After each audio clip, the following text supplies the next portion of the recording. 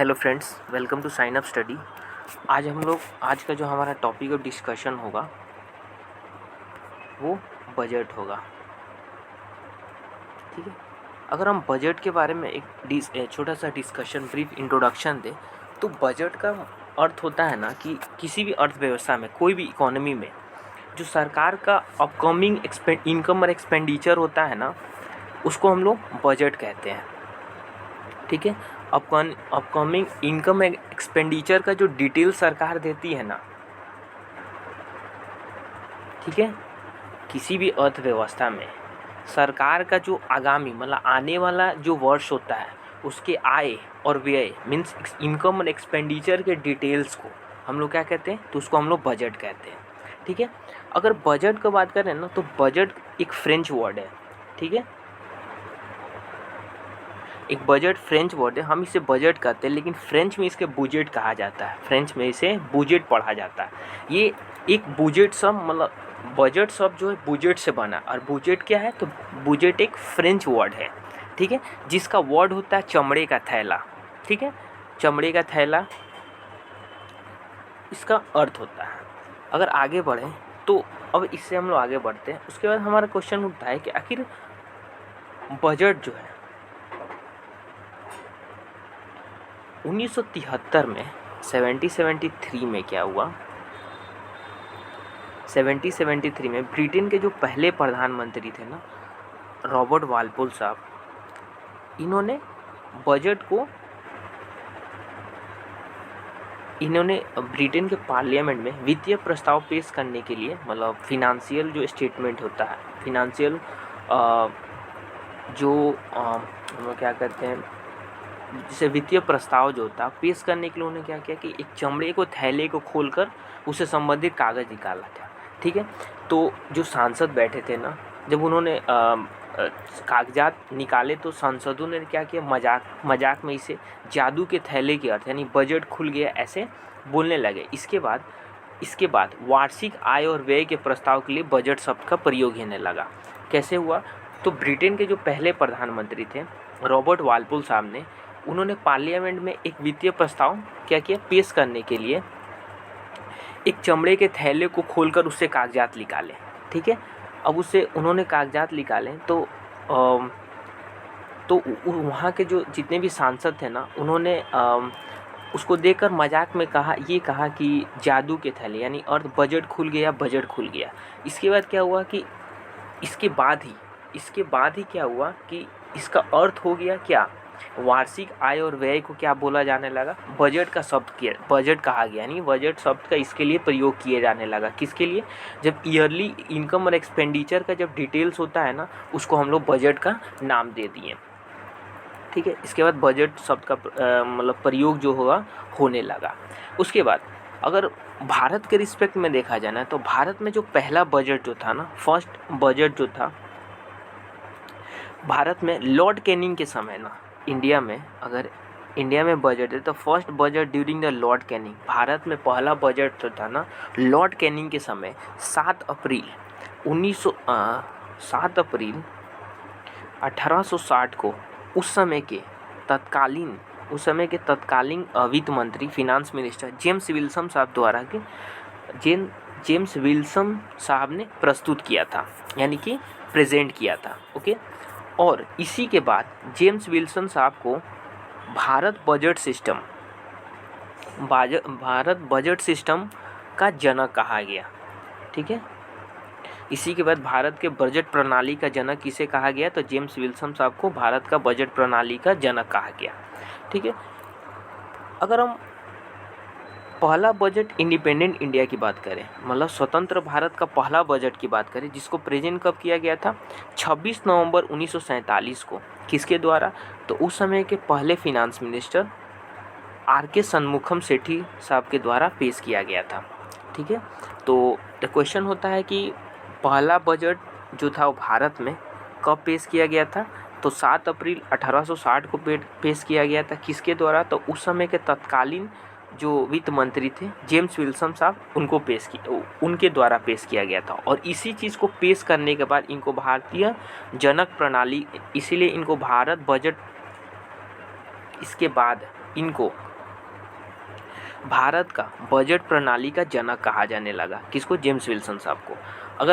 अगर क्वेश्चन पूछता है कि भारत का इंडिपेंडेंट भारत मतलब स्वतंत्र भारत का पहला बजट किसने प्रेजेंट किया था, तो स्वतंत्र भारत का पहला बजट जो था आर.के. शनमुखम सेठी साहब द्वारा पेश किया गया था। वो भी कब? 26 नवंबर 1947 को।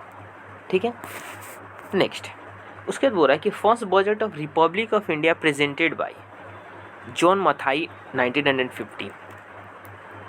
अब बोल रहा है कि पहला बजट रिपब्लिक ऑफ इंडिया का मीन्स गणतंत्र भारत का पहला बजट कब पेश किया गया था और किसके द्वारा पेश किया था? तो गणतंत्र भारत का पहला बजट 1950 में पेश किया गया था। किसके द्वारा? वो जॉन मथाई साहब ने गणतंत्र यानी रिपब्लिक इंडिया का जो बजट था ना, वो पहला बजट जो रिपब्लिक ऑफ इंडिया का पहला बजट किसने पेश किया था?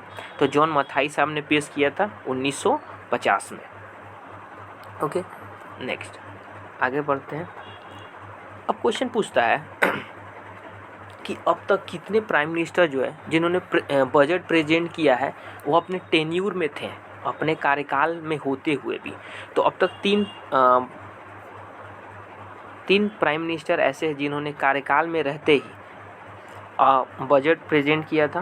पहले थे जवाहरलाल नेहरू साहब, दूसरे थी इंदिरा गांधी मैम और तीसरे थे Rahul Gandhi ji. Sorry, not Rahul Gandhi, it's Rajiv Gandhi. Rajiv Gandhi साहब जो थे उन्होंने प्राइम मिनिस्टर रहते ही बजट को पेश किया। ओके, माफ़ कीजिएगा, राजीव गांधी आंसर होगा, राहुल गांधी नहीं होगा। ओके, नेक्स्ट अब बोलता है कि अब इस सब में बजट अगर ऐसा बोला है कि पहली वीमेन फिनांस मिनिस्टर जिन्होंने बजट पेश किया था, तो पहली women finance minister Indira Gandhi madam ने बजट पेश किया था। ये फुल टाइम नहीं थी और पहली full time women prime minister मतलब पूर्णकालिक मतलब एक्चुअल में वो फिनांस मिनिस्टर हैं। उन्होंने पहली बार इंदिरा गांधी मैडम जो थी प्राइम मिनिस्टर रहते ही उन्होंने बजट पेश किया था। तो उनको फुल टाइम हम फिनांस मिनिस्टर उनको कहते हैं जो सिर्फ उनका काम होता है फिनांस मिनिस्टर का, तो उनको बोला जाता है हम लोग फुल टाइम फिनांस मिनिस्टर उनको कहेंगे। ठीक है, तो full time women finance minister जिन्होंने बजट पहली पूर्णकालिक फिनांस मिनिस्टर जिन्होंने बजट पेश किया था, ठीक है, तो वो है निर्मला सीतारमण मैडम जिन्होंने बजट को पेश किया।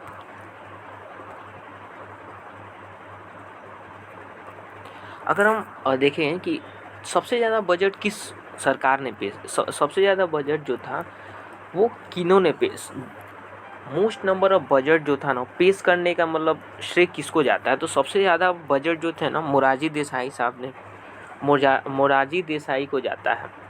ठीक है, इन्होंने 8 टाइम रेगुलर बजट और 2 बार इंतरिम बजट पेश किया। ठीक है, सबसे ज़्यादा बार इन्हीं के समय में बजट जो है वो पेश हुआ था।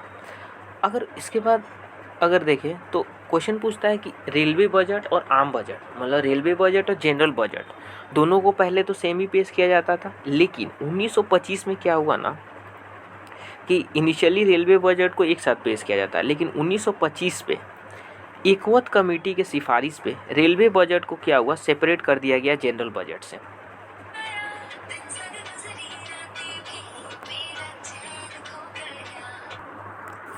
ओके, सो 1925 में एकवट कमेटी के सिफारिश पे जो था ना रेलवे बजट को आम बजट यानी रेलवे बजट को जनरल बजट से क्या किया अलग कर दिया गया। ठीक है, नेक्स्ट आते हैं। लेकिन रेलवे बजट को 1925 में तो अलग कर दिया गया था, मीन्स कि रेलवे बजट को 1925 में एकवट कमेटी के सिफारिश पे कमेटी के सिफारिश पे 1925 में रेलवे बजट को आम बजट से अलग कर दिया गया। लेकिन अगेन पुनः जो था ना 2016 में रेलवे बजट को क्या किया गया जनरल बजट में मिक्स कर दिया गया, यानी रेलवे बजट और आम बजट को दोनों को मिक्स करके एक साथ दोनों को पेश किया जाने लगा। और इंडिया में बजट जो है किस फरवरी तो हर एक साल के फरवरी महीने में बजट को पेश किया जाता है। अब बजट को प्रिपेयर कौन करती है? तो बजट को एस्टीमेट कमेटी प्रिपेयर करती है। ओके, नाउ अब देखिए जो बजट का प्रसारण है ना, बजट का प्रसारण कब से चालू हुआ, टीवी पे बजट का प्रसारण कब से चालू हुआ, तो टीवी पर बजट का प्रसारण 1992 से चालू हुआ। ठीक है, अब देखिए बजट में प्रस्तुत अब देखिए एक और क्वेश्चन आता है कि बजट को प्रस्तुत कौन करता है। ठीक है, एस्टीमेट कमेटी को प्राक्कलन कमेटी भी कहते हैं। तो बजट को तैयार करती है प्राक्कलन कमेटी या एस्टीमेट कमेटी। ओके, हिंदी में प्राक्कलन कमेटी को इंग्लिश में एस्टीमेट कमेटी कहते हैं। ओके, नेक्स्ट, बजट प्रस्तुत करने का राष्ट्रपति को होता है। अब ये क्वेश्चन उठता है कि बजट को प्रेजेंट कौन करता है, तो एक्चुअली में बजट को प्रेजेंट करने का अधिकार जो होता है ना राष्ट्रपति के पास होता है, किंतु वो फिनांस मिनिस्टर से बजट को प्रस्तुत करवाते हैं। पहला क्वेश्चन। पहला पॉइंट। दूसरा पॉइंट ये उठता है कि बजट को प्रस्तुत करने की चर्चा नहीं है, बजट को प्रस्तुत करने की चर्चा नहीं है, बल्कि इसके स्थान पे क्या है, तो एनुअल फिनेंशियल स्टेटमेंट की चर्चा है संविधान में। एनुअल फिनेंशियल स्टेटमेंट इसकी चर्चा है हमारे संविधान में, ना कि बजट की चर्चा है। ओके,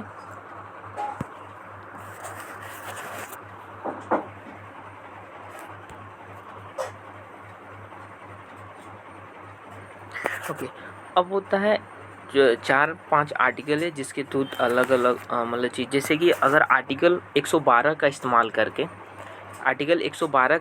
करके क्या होता है कि जो फिनांस मिनिस्टर वो बताते हैं, इसके तहत वित्त मंत्री अलग अलग कार्यों की योजना, मतलब जितने भी योजना है उसको प्रस्तुत करते हैं कि हमें ये काम करना, नहीं प्लान ऑफ एक्शन बताते हैं कि हमें ये कार्य करना है। ठीक है, आर्टिकल 113 में क्या बताते हैं कि इसमें प्राक्कलन कमेटी के तहत जो एस्टीमेट कमेटी के द्वारा जो है ना वो एक्सपेंडिचर का विवरण दिया जाता है, कितने खर्च होने वाले, किस पर खर्च होने वाले, उस चीज़ का विवरण दिया जाता है। ठीक है, इसलिए थ्रू एस्टीमेट मतलब प्राक्कलन कमेटी के द्वारा डिस्क्रिप्शन ऑफ एक्सपेंडिचर की, मतलब कि कितना खर्च होने वाला है किस चीज़ में, उसका एक ब्यौरा दिया जाता है। ठीक है, अगर आर्टिकल 113 की बात करें, वही अगर आर्टिकल 114 की बात करें तो आर्टिकल 114 में विनियोग विधेयक के तहत धन निकालने का प्रस्ताव रखा जाता है। ठीक है, आर्टिकल 115 में अतिरिक्त अनुदान के लिए प्राक्कलन कमेटी के द्वारा दिए गए पैसे घट जाने के पास, मतलब एक्स्ट्रा पैसे चाहिए उसके लिए, मतलब एक एक्स्ट्रा पैसा लेगा। ठीक है, तो आर्टिकल 115 के तहत अतिरिक्त अनुदान के लिए एस्टीमेट कमेटी द्वारा पैसे घट जाने पर पैसा निकाला जाता है। वही आर्टिकल 116 से अगर आपको एडवांस चाहिए तो एडवांस निकालने के लिए हम आर्टिकल 116 का इस्तेमाल करते हैं। इसके तहत हम लोग एडवांस अग्रिम राशि निकाली जाती है। बजट 4 तरह का होता है। एक होता है शून्य आधारित बजट, एक होता है zero based budget. Zero based budget जो है वो 1987-88 में राजीव गांधी साहब ने पेश किया था। आंध्र प्रदेश पहला राज्य था जिसने शून्य आधारित बजट को एडॉप्ट किया था, और 1977 में विश्व में यूएसए में जिमी कार्टर साहब ने इसको प्रस्तुत किया था। दूसरा होता है gender based budget. Gender based budget 2001 में आया। इसमें अगर पुरुष और महिलाओं के लिए अगर अलग से कोई प्रावधान, मतलब कि जिस बजट में स्त्री और पुरुष के अलग अलग प्रावधान हो उसे जेंडर बजट कहते हैं। यह 2001 में महिला सशक्तिकरण के बाद जेंडर बजट को अधिक बढ़ावा दिया गया। उसका तीसरा होता है बैलेंस बजट, जिसमें इनकम और expenditure, balance budget means income और एक्सपेंडिचर जो होता है ना, इनकम और एक्सपेंडिचर दोनों संतुलित, मतलब दोनों बैलेंस हो, उसको बोलते हैं बैलेंस बजट। और आउटकम बजट जो था ना 2005 में पी चिदम्बरम साहब द्वारा इसकी शुरुआत की गई थी। इसमें ना सरकार पैसे को खर्च करती थी, उस धन द्वारा किए गए कार्य का रिपोर्ट कार्ड देती थी। इसी को हम लोग आउटकम बजट कहते हैं। नेक्स्ट क्लास में हम लोग पढ़ेंगे पब्लिक फिनांस। ठीक है, तो आज के लिए धन्यवाद, मिलते हैं अगले क्लास में।